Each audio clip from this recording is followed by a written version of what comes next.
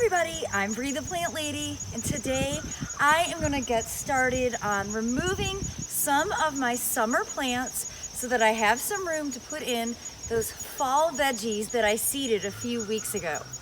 Now I'm targeting this peninsula very specifically to remove all of these zinnias that are absolutely covered in powdery mildew.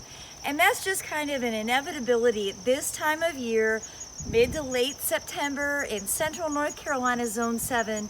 You really can't avoid powdery mildew. It's just part of our climate. But I think that this border will look significantly better if I get these taken out and get it replanted with broccoli and garlic, amongst other things. So stay tuned to see how I transform this border.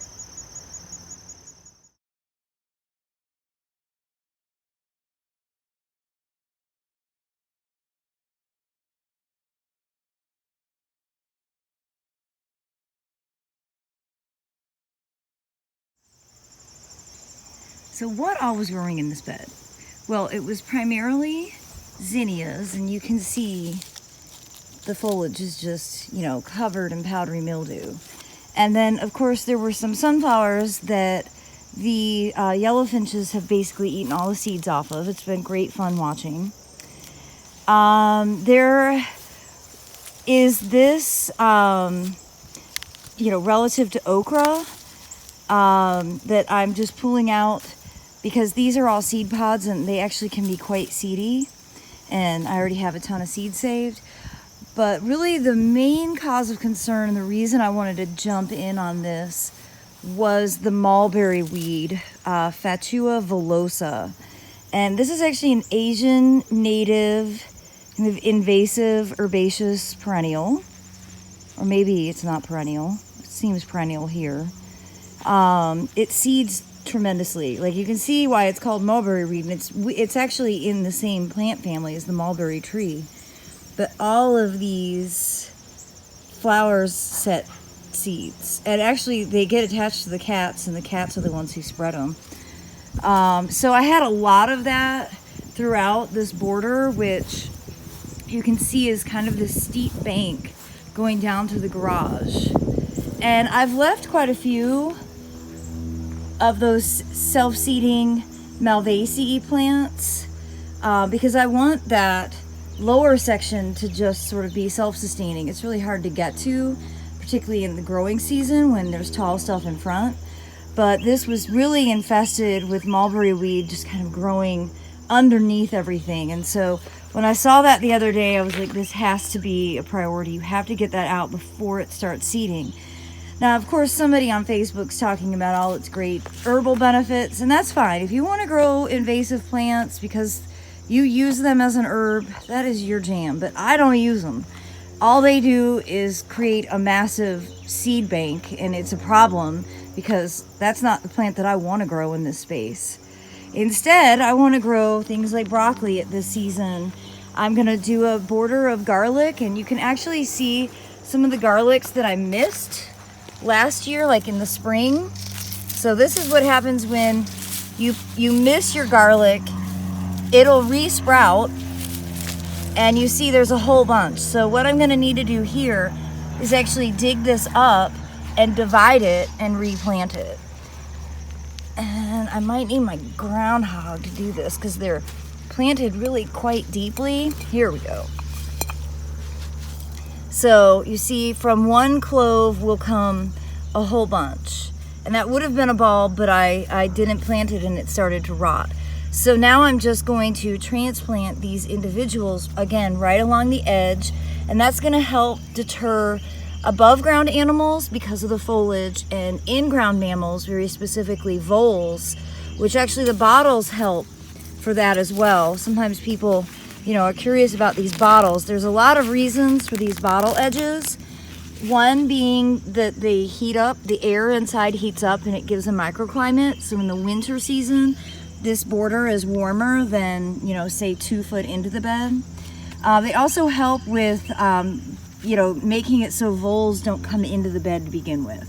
But my other big strategy for this season is planting garlic everywhere. So I'll be transplanting these, and then I have a bunch of garlic ready to be planted. This was all stuff that I harvested in the spring. And I've learned over the years to divide it when it's fresh because it's much easier. And you can see this is the perfect clove to plant. And next year, this will be an entire bulb to be able to eat. So I'm gonna get busy planting now. As you can see, I've gotten the broccoli planted and I've just kind of randomly spaced it out. My plan is to actually do a matrix planting, which you've probably heard in relation to, you know, meadows and big perennial installations, but you can totally matrix plant vegetables as well. This matrix is going to be super simple. It's just going to be broccoli and garlic interplanted together. But as a backdrop, to give it a little bit of drama, I'm going to add some barley. Yep, the barley that makes beer. You know, I'm obsessed with grains. I'm the crazy grain lady, and now it's a little bit early here in Central North Carolina, but I love kind of messing with times and learning from, you know, planting seeds at different seasons to learn when the really ideal time is. So I'm going to go ahead and do just 2 big clumps, basically as winter active ornamental grasses. That's the function that these cool season grains can play in your landscape. So that includes wheat, oats, rye, and barley. And I, of course, am going to grow all of these throughout the garden, but typically I don't plant my grains until poppy sowing season, which is right around Thanksgiving, between Thanksgiving and Christmas. So we'll see. I think I've done this in the past, and these will germinate usually within 3 to 5 days. So really, by next weekend at this time, you should be able to see the vision of this clump of barley. Planting grains in general, not just barley, but really all the grains, you just want to kind of make a hole that's the size that you want the clump to be. And it doesn't have to be extremely deep. Here, I'm doing this about like 1.5 feet wide all the way around. And then I'm just going to scatter the seeds densely. Densely is important because you want this to grow up and grow as a clump. You don't want this to seem scattered or haphazard. And then you just cover it back up. It couldn't be easier. Like, I really don't understand why grains aren't more common for home gardeners, just from the perspective of their ornamental quality, their ease of growing, the fact that it gives you an opportunity to grow something kind of in an off season. Even in colder climates, you can grow grains through the winter. Here in Zone 7, they're like totally winter active. So they actually grow like through December, January, February. So I'm going to do another big clump over here to kind of give this some oomph, because you have to think by the time frost hits, like these hydrangeas will be deciduous, and you know, all of these malvas will be, you know, completely dormant. So there isn't going to be a lot to give this border some interest. So these grains will really provide a lot through the cool season. Go ahead and use all that. Cover them back up. And now I'm just going to divide all those garlics that I had forgotten to harvest last spring. I'm going to plant them sporadically throughout. Usually I do them just along the border, but because I have so many, I decided I'm going to plant them throughout, and I think that'll actually give these broccolis some extra help. Of course, my biggest challenge with broccoli at this time of year are the cabbage worms, and they're out of control, totally bonkers. You know, I was in Minnesota last weekend, and I just have forgotten how different it is to garden in a climate where things get really cold and like insects actually die.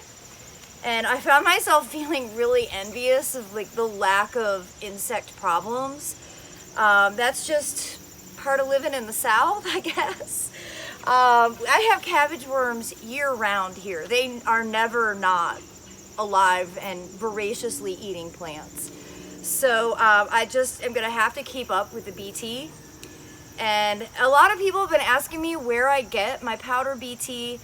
And, you know, I haven't been able to find it online, which is pretty impractical.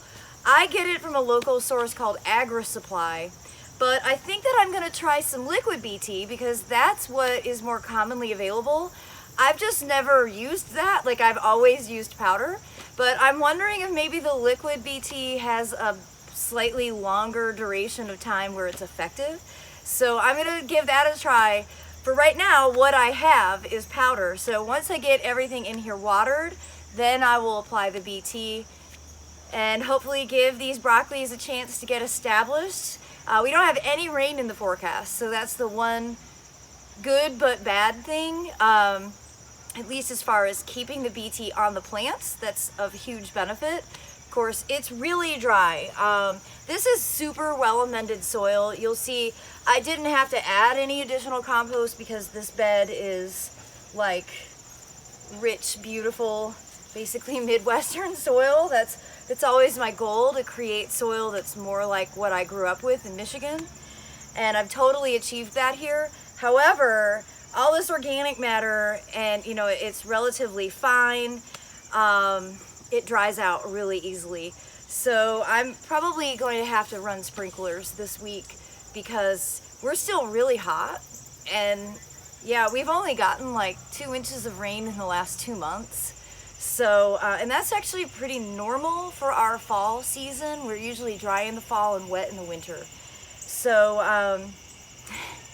add that to my chore list. All right, let's get that garlic planted. So you could see this is all the garlic from this bed, just this edge that I missed last spring. And you know, you can see the cloves themselves are a little bit rotten, but they are growing. So because these have active root systems, I'm actually going to use the pick portion of my favorite tool, the groundhog. And I'm just going to sort of dig little holes all throughout. Garlic can be planted really close together, so I'm not really worried about spacing. And then I'm basically just going to thumb these in so that the green is poking out, root side down, obviously. When they are growing, it's really easy to see that. It's important when you plant garlic that you do put the root side down even when they're not actively growing.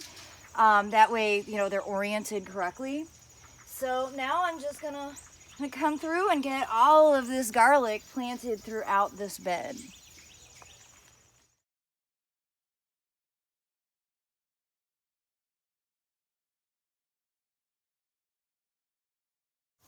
Well, this may not be the most high impact garden that I've ever planted, but I promise within a week or two, all this stuff will really perk up and it'll start to grow and look really awesome.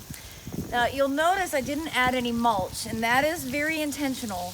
I really only mulch now for the warm season plantings, and that's to help keep moisture into the soil. The goal with this planting will be to harvest this broccoli, and then it'll get overseeded with poppies, my favorite flower for the spring. Poppies need light to germinate, so I don't want to have a wood layer down because that would impede germination. So at this season, it's really just letting the organic matter break down in place. The mulch that I applied in the early summer when I planted this originally is basically almost all decomposed at this stage, and that's really perfect for my long-term overseeding plan. Now, speaking of seed, I also found a partial bag of crimson clover that was wet, so I figured I might as well just sow it and see what happens.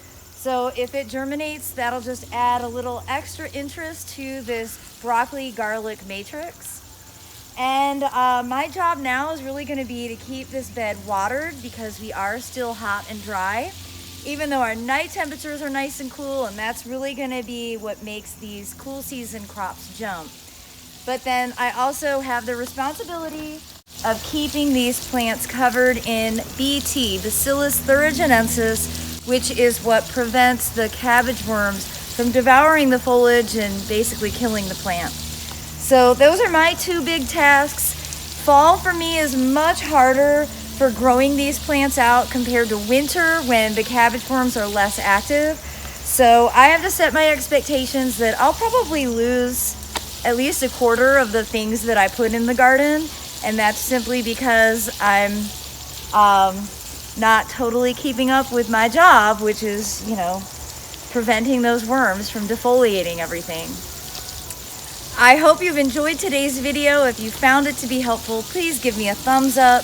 Be sure to hit that bell notification so you'll know when I post more videos. And I do look forward to sharing updates from this space, the first fall veggie planting of 2021. Thanks for watching, everybody.